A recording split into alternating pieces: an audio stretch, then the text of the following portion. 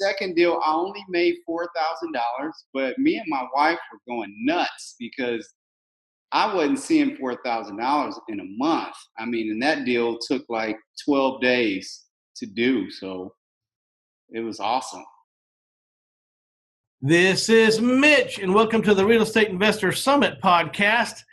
I am going to be covering a lot of ground today. I'm going to be talking to Rodney Long. Actually, it's Rodrick. Rodrick Long, right? My dad's name is Rodney, okay? So I might go. So, but the name Rod has been in my life since the day I took my first breath. So, Rod, glad to have you on the show today. How are you doing? Doing great, Mitch. Glad to be here, man. So, you're out of Houston, Texas, and you've been wholesaling deals in the creative real estate investing arena now for what, 3 years? For a little more than 3 years now.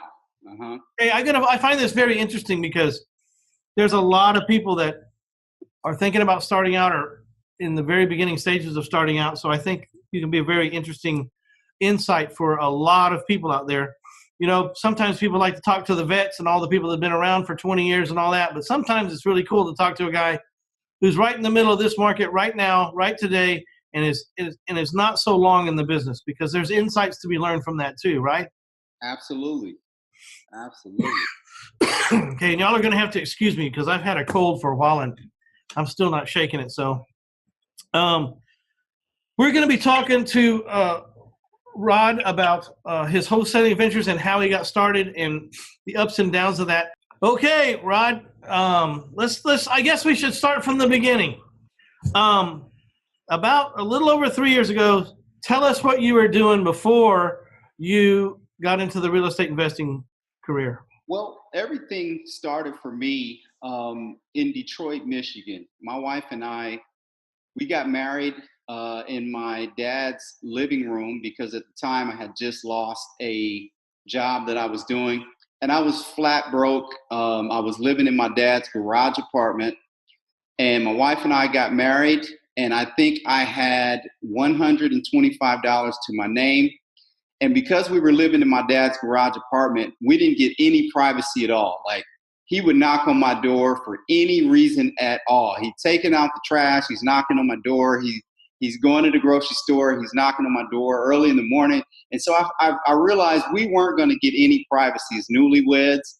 And so I said, you know what? I got to take my new wife and I got to find somewhere to live that's, you know, separate from my father. So I took the $125 I had to my name, and I drove all the way to Detroit, Michigan from the Houston, Texas area, and just started over there. I got an apartment, and, you know, we didn't have any real skills or education, and so we kind of went off of our talent. We both were musicians, and we started working in the music field in Detroit, Michigan, and that worked for a while until we had our first child, and then quickly after we had two more children. So now we got three children.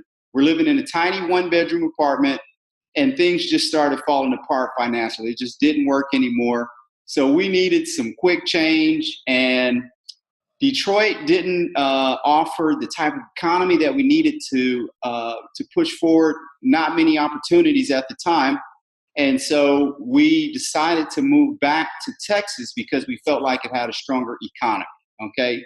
So once I got back here, I hit the ground, started looking for work. I didn't really have a job lined up before I left Michigan, and I didn't really even have anywhere to live lined up for me and my family. So we stayed in a hotel for at least 4 months. It was very tough. I tried everything from network marketing to, you know, little sales jobs here and there. I went to grocery stores, and I just tried everything until I finally said, you know what, my money's running out. I need to get at least an apartment or something. And so I went and bought a lawnmower and a weed eater and a blower, and I started knocking on doors.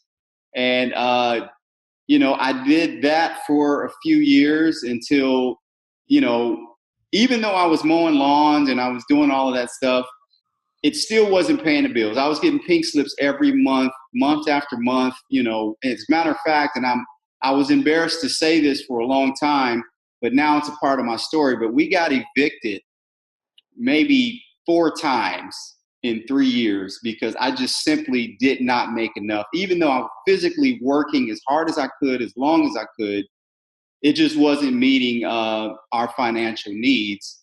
But everything changed for me when I met a real estate investor who needed a bid on a landscape for a house that he was flipping. Okay. So I started a relationship with him. I would do all of his landscaping for like a year. And I began to watch what he was doing. I began to watch, his operation, his crews, watch, how they did houses. And so one day I went to him and I said, hey, man, I'm really looking to take my family to the next level. I'm looking to grow financially. Would you mind, sharing with me how you're doing this and how you're doing these houses? And guys, to my shock and my awe, he said, absolutely not. He will not show me the real estate game. He will not help me. It was very disappointing at first until I went home and I just kind of went on Google, and that's when the ball started rolling. That's when the fire lit. So I started researching and started learning, and eventually got to my first deal. So. Okay, so I love this. I love this. That's a very scary place that you were at in that hotel room, not making the ends meet, isn't it? Oh, it was very scary. Yes. And hats off to your wife, June.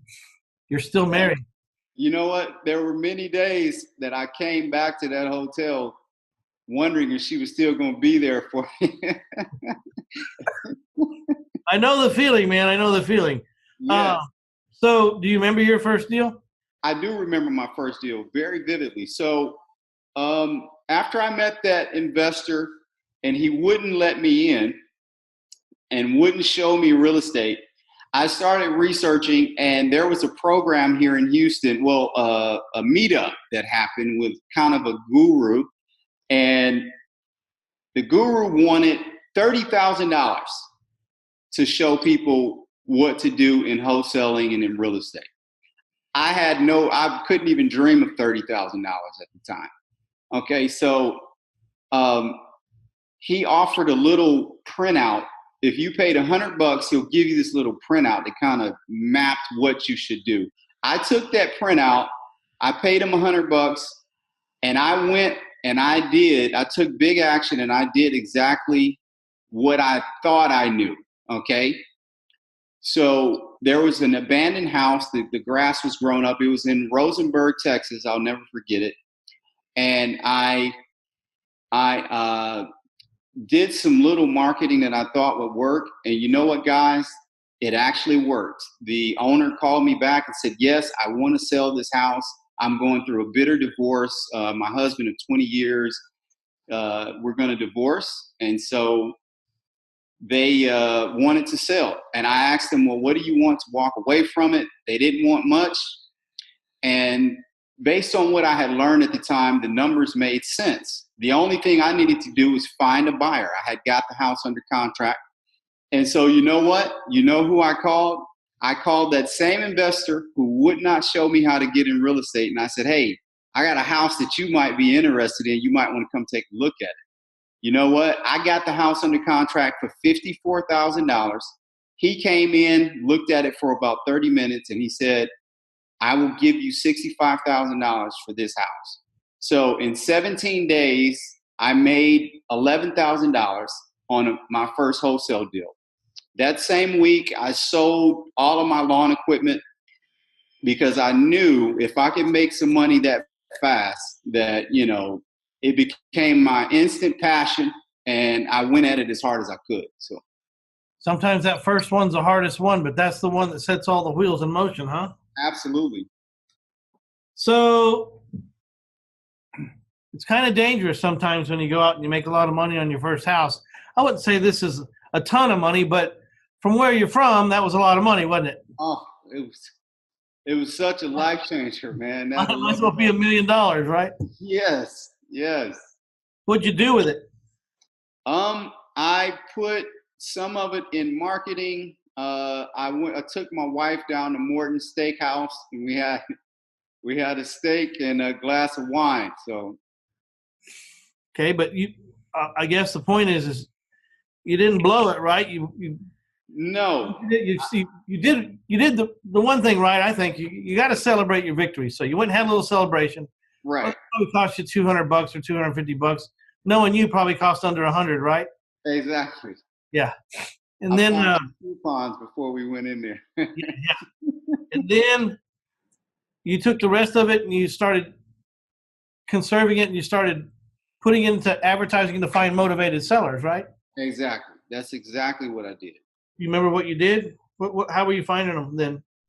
Um, so I was doing a lot on Craigslist at the time. I was doing yellow letters, doing some print marketing, um, some online marketing.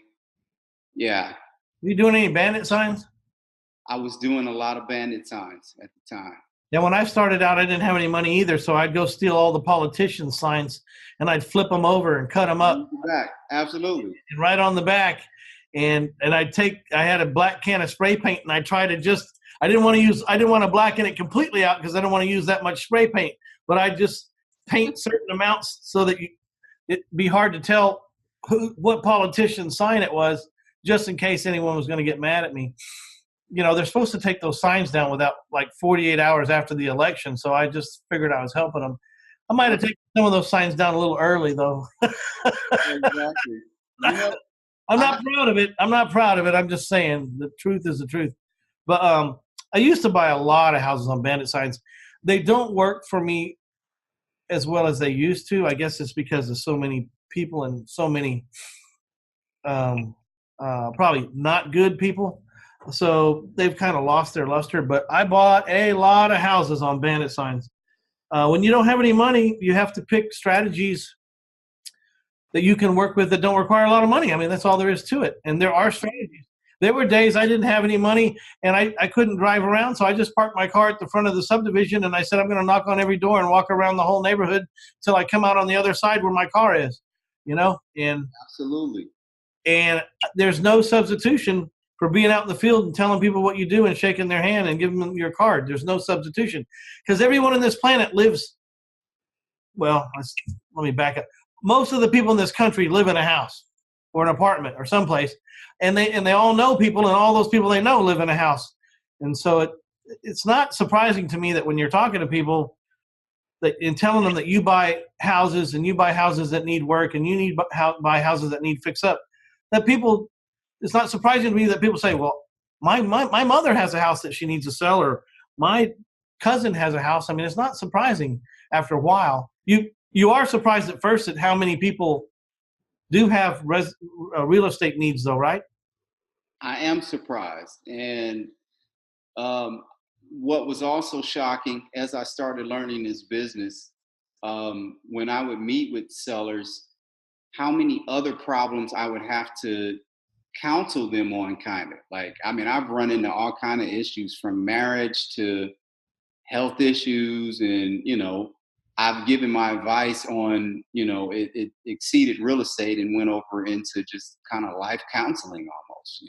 Yeah, there's a lot of pain and hurt out there, and we're not causing that pain or hurt, but some people call us grave dancers, or we benefit from people's bad luck. Look, the bad luck happened, or it's going to happen.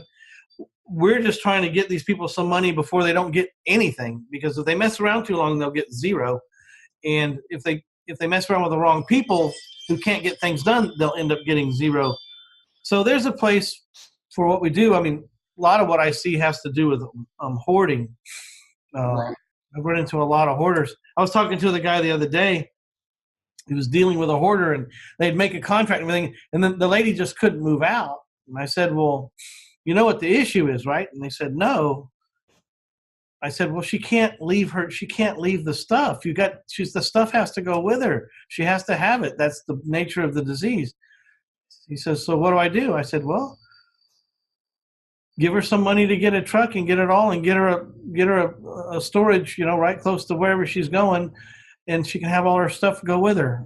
And that was the answer. As soon as she got the truck with all the stuff in it, she was ready to go, but she couldn't leave the stuff. So, okay, so you did your first deal. You made $11,000. You went out and had a nice steak with your wife. Then you proceeded to pace that money out and do some marketing. How did the marketing go? The marketing went extremely well. The Why? Well, because you were such an expert? well, It, um, it did well because you applied yourself and you did something and you took massive action and you didn't. My point is, you weren't an expert by now on anything, right? I was not an expert. Why did it Whatever, work out so well? I didn't think about anything. Like whatever I thought would work, I just tried it. And in the beginning, honestly, again, I didn't have much money for marketing, but I got my second deal. Well, second and third deal actually came from Craigslist, which was free. So it was, and it happened very quickly. So, I posted a few ads and the phone rang. Guy called and got the house under contract. And I didn't have many cash buyers at the time. So I actually called home investors and they came out and bought the house and I made money on that one. And so it just kind of exploded from there. Remember how much money you made on your second deal? Second deal, I only made $4,000, but me and my wife were going nuts because I wasn't seeing $4,000 in a month. I mean, and that deal took like 12 days to do, so it was awesome. So safe to say you have the bug by then, huh?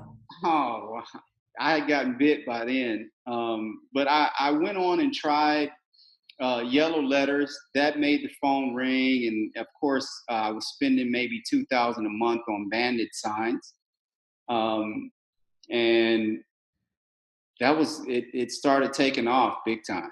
So So bandit signs, how many signs were you putting out a month? I was putting out about um, in the beginning maybe 250 a week. Yeah, see, people don't understand that. They're going to put out 20 or 30 or 40 signs and think it's going to work. No, it's No, hundreds of signs, thousands of signs. thousands. Yes. My brother one time put out uh, 650 signs in one weekend, and we ended up buying 33 houses from it and damn near going to jail. Absolutely.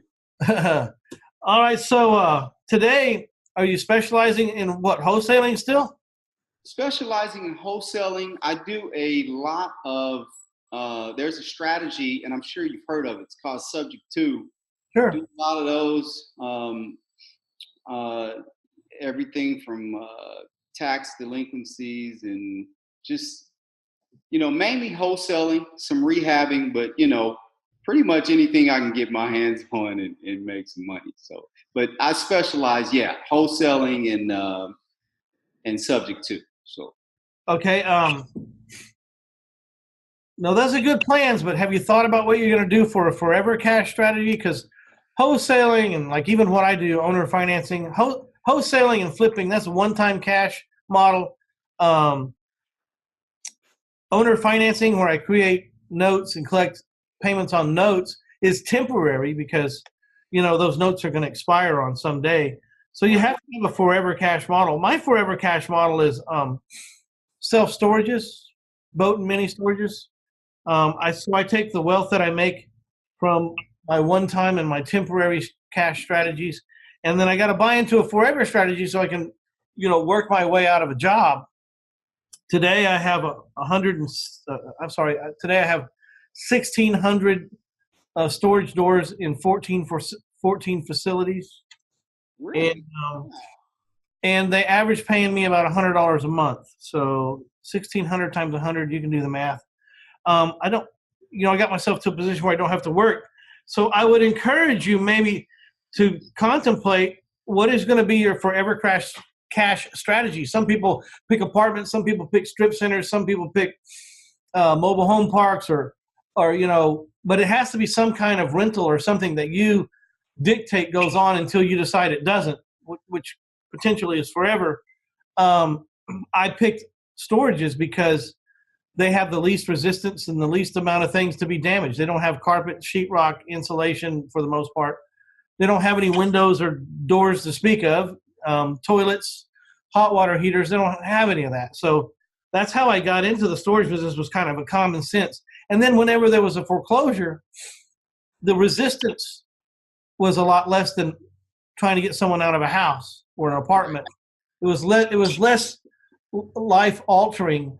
If someone has a bunch of junk in a storage and then they're not going to own it anymore, it's not a big fight because they know it's junk and I know it's junk and we all know it's junk and it's not, worth that much. So anyways, That sounds amazing, man. I'm gonna definitely look into that. Have you thought about what your forever cash model might be? I have. So this year, my plan was to again get in the commercial side, get in some apartments, maybe secure some. No, I do have a rental property now that's doing very well, but I think, like you said, when you're on the commercial side, when you're in apartments, it just seems like it flows a little smoother than, let's say, single family. So, Well, yeah, you kind of got to pick your poison, right? mhm. I really like mobile home parks if you can find them because you're just renting dirt and it's hard to tear up the dirt. And they usually put something on top of it that's going to end up being yours if someone doesn't pay the rent. So, you know, that's the other thing. Like boat storages, if someone doesn't pay the rent and there's a $50,000 mortgage on that boat, then the bank has to pay the rent to get their collateral out of my facility. Oh wow. So I got a payer and then I got a backup payer if the boats have liens on them. So I really like boat storages because, boats are really a cheap boat these days is $25,000. You know what I mean? A regular boat or average boat's probably around 60 to 80,000, and so $200 a month typically shouldn't be this boat owner's problem, right? You know what I mean? Exactly. You got a $100,000 boat. A lot of the boats I have are well over $100,000. I'm just talking about the basics, but that's So what I'm. how do you find property to do a boat storage, and what is your ideal location for boat storage? Well, I mean, I think mine are not. My boat storage is not in the water. It's dry storage, so it's just like a garage. It's just a row of garages, and you rent one garage to one person. They roll up the door and they put their boat in, and they roll it back. They come back out and they roll the door down and they go home. And so I like to be somewhere close to a big body of water or a lake or on the way to the lake. What you really want to do is you want to think if I was a person that lived in the big city, San Antonio, and I'm going out to Canyon Lake, I don't want to drag that boat back and forth all the way from San Antonio, 45 minutes out to the lake. Where can I just go pick up my boat?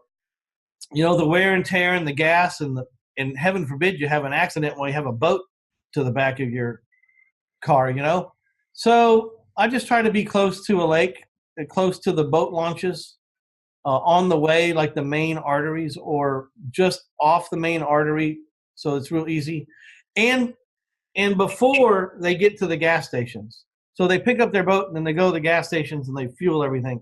I've had some before that were past the gas stations, and there's something psychologically about going past the gas station, getting your boat and coming back to the gas station and then going to the water. That's not good. And so I had to convert those to storages, self-storages. But so anyways, it's just a food for thought. But, you look like a relatively young man. How old are you? I'm 41 actually. So at some point, you get tired of doing it. You may not believe that right now at 41, but at 57 or 58, I can tell you at some point you're going to want to slow down. Make sure you've taken care of that forever side. No, that's great information. Before you run out of energy. I'm actually, man, glad that you interjected that, because kind of I had already been thinking about commercial side and apartments, but the boat storage thing is brilliant, Well, the other thing I learned was it could have been small commercial offices, but whatever you pick, you kind of got to stay. I learned you got to have mass. Like if you're going to be in the commercial office space, then stay with that and get a lot of it. Get 3 or 4 or 5 buildings, or you know what I mean, or specialize. If you're going to be in the storage business, stay in that. But don't be in the storage business and the commercial business and the apartment business, because While they all might look like just cash flow machines on the outside, they all have their separate minutia, and you've got to be the very best at whatever one minutia that you choose to be in. So like now I just go to storage facility seminars or whatever if I want to stay on top of things. Before I'd had some storages, some commercials, some apartments, and I didn't know what the hell seminar to go to, and I couldn't devote my time to any one thing. So today I scrapped everything else, and it's just flipping houses, and the money I make from that, when I have my bank account build up, I go buy storages, or I go build some more on the land I already have, or I just expand my storage business. So it's just one of those two businesses. House flipping, convert it to forever storage cash. House flipping, convert it, same thing every day, just the same path. Wow. So you have an enthusiasm for this, obviously. You help people in Houston or anywhere learn how to wholesale houses? Anywhere. So you do it over the phone, or you do it by Skype, or what? Coaching, yeah, I do it by Skype, by phone, and we also have the course where people can go online and get the training. So yeah, you got some online training that require a lot of you because you did it one time, did it right, got what you wanted to say, get it out there. But there's still that hand-holding thing that I think people need. I think that almost everybody on the planet, me included, started out wholesaling because most of the people, correct me if I'm wrong, but I think most of the people in this business start out broke. I started out broke. You obviously started out broke.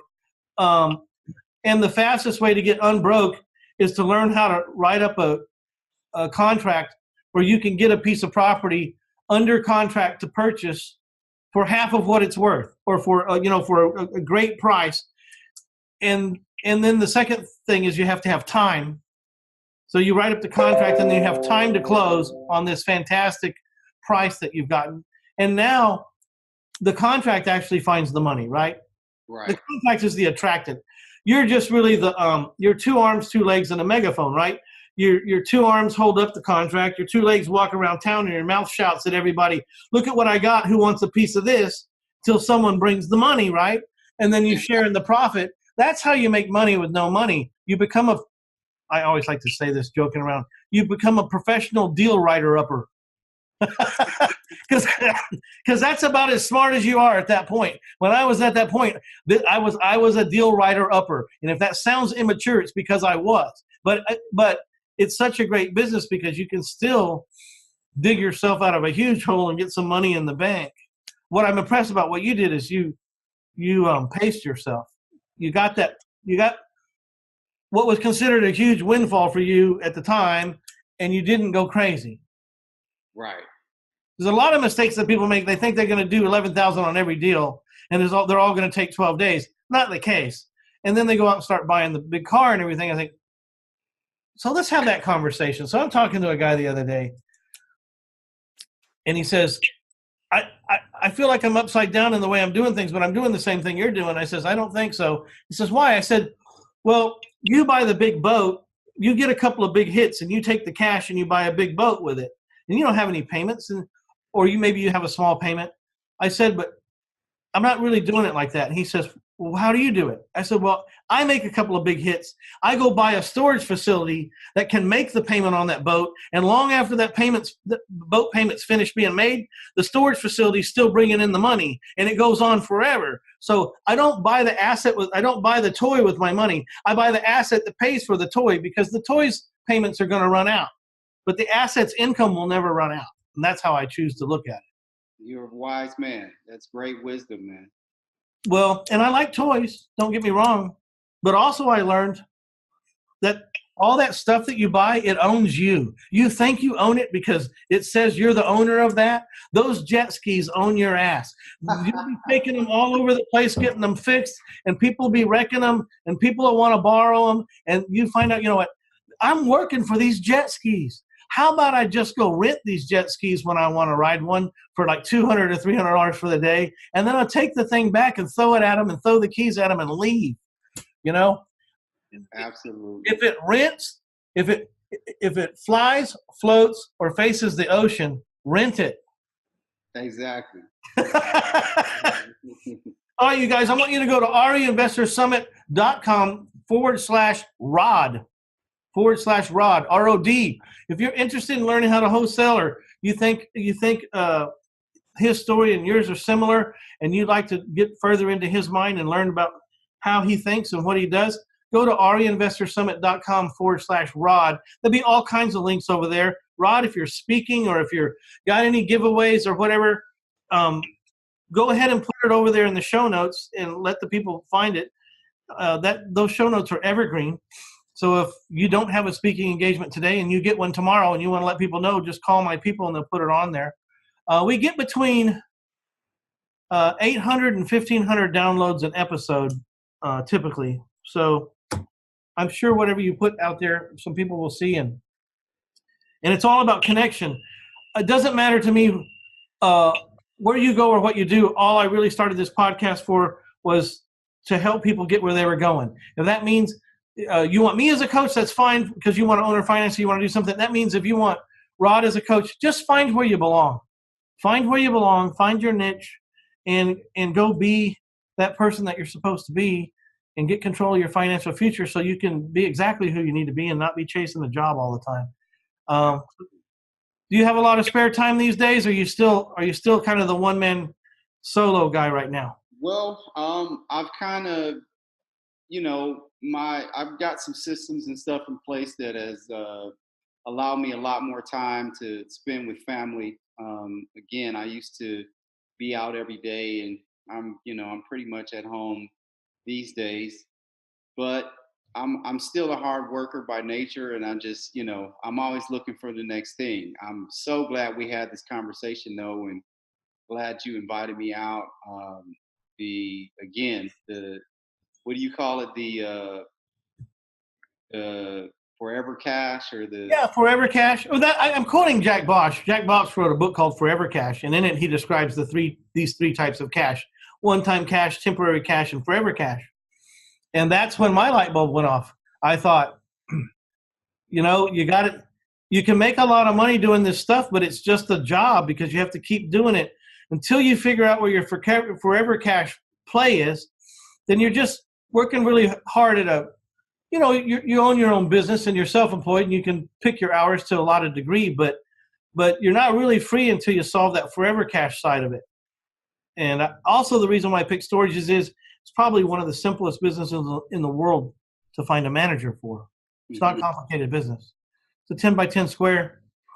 They pay the rent. If they don't pay the rent, you whip out the little gold book and you go down the list of things you have to do. Wow.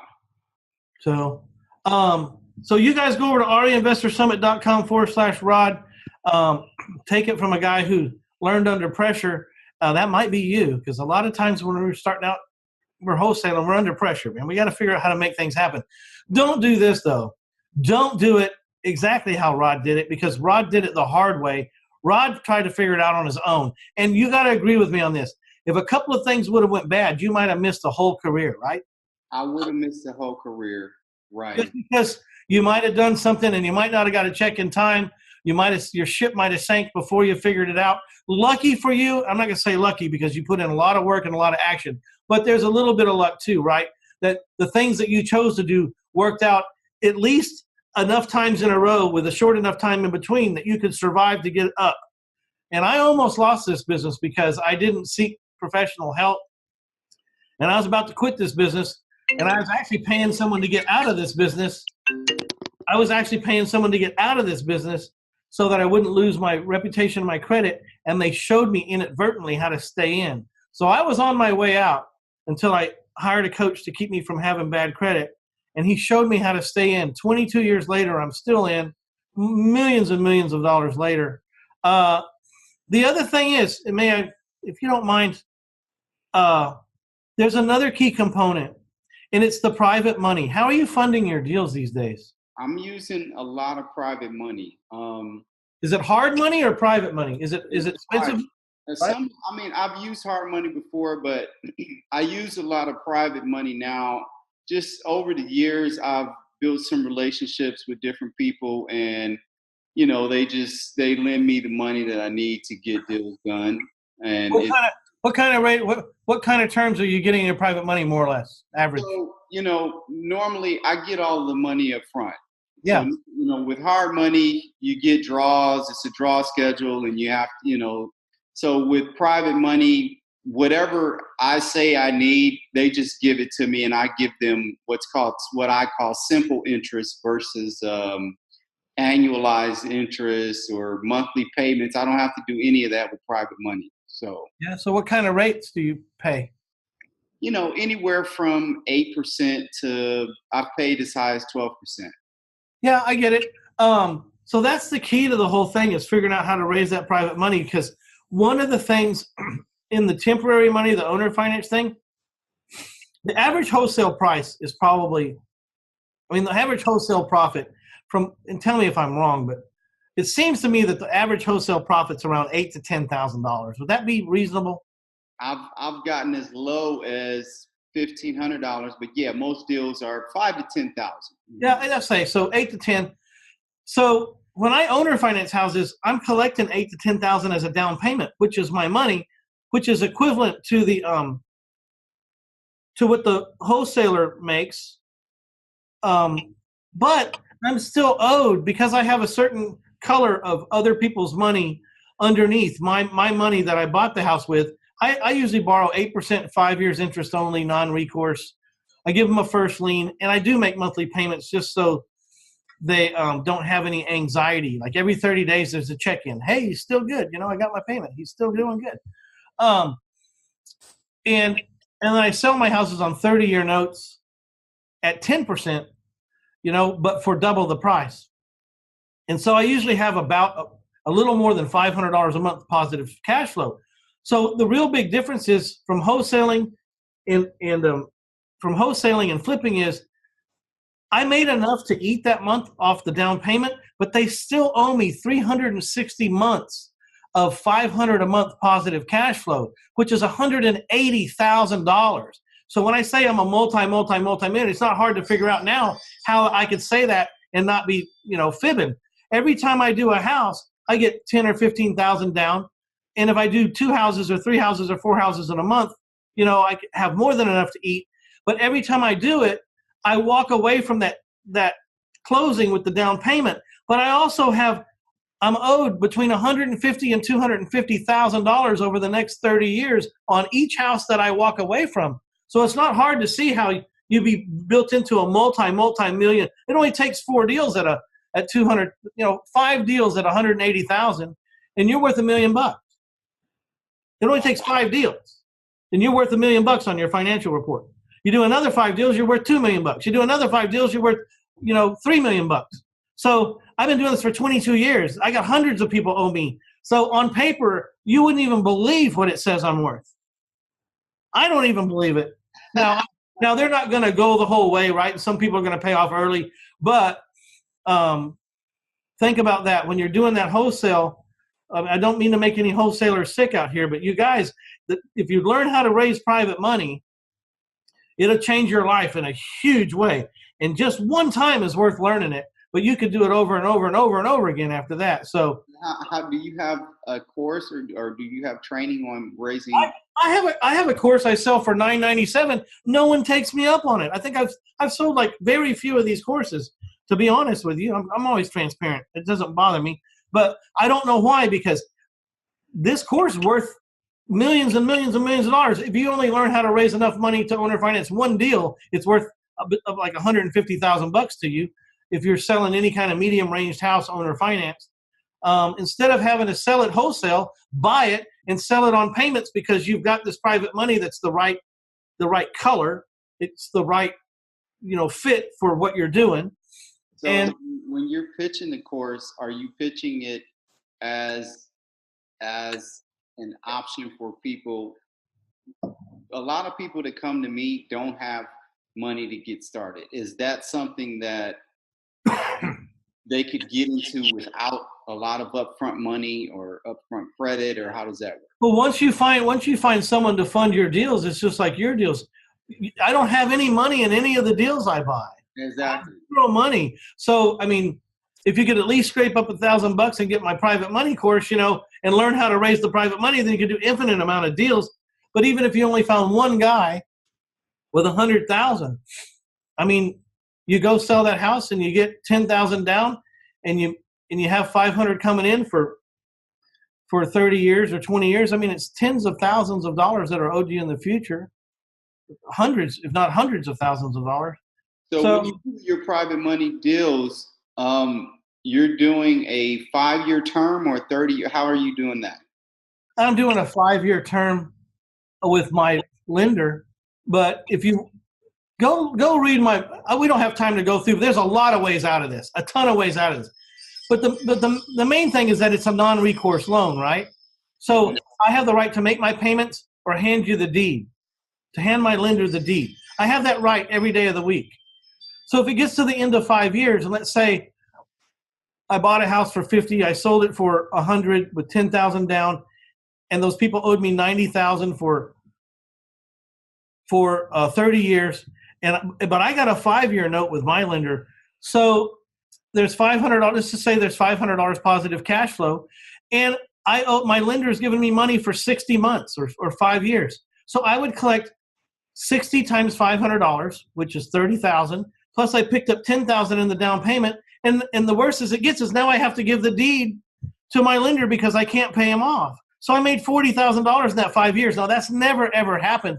I've never given a deed back because there's so many ways to get out of that 5-deal thing, that 5-year loan.